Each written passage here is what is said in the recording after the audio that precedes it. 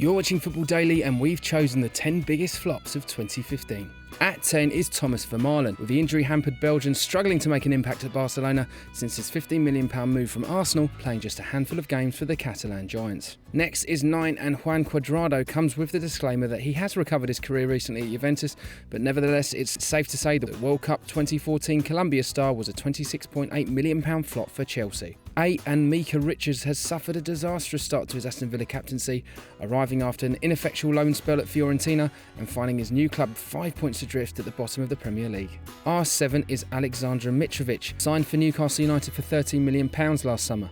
The Serbian has already picked up 3 yellow cards and 1 red card for the Magpies, chipping in an unspectacular 2 goals. Just outside the top half is MANGALA, who has suffered some hapless moments this season for Manchester City, particularly with an own goal against Liverpool at the Etihad. And 5 is Mario Balotelli.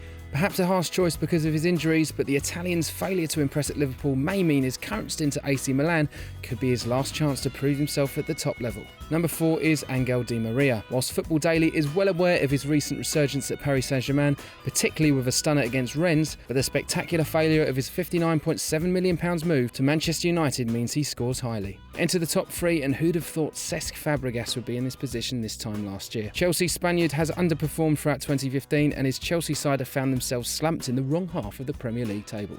And the second biggest flop this year has to be Wayne Rooney, who has struggled in the Manchester United shirt and now faces an uphill struggle to prove he is not past his best. And finally, the biggest flop of 2015 is Radamel Falcao, who after his beleaguered spell at Manchester United was given a second chance at English football by Jose Mourinho, but since has just managed 1 league goal for Chelsea this season. So if you like this video, don't forget to like and subscribe, and why not check out our top 10 failed Wonder Kids video.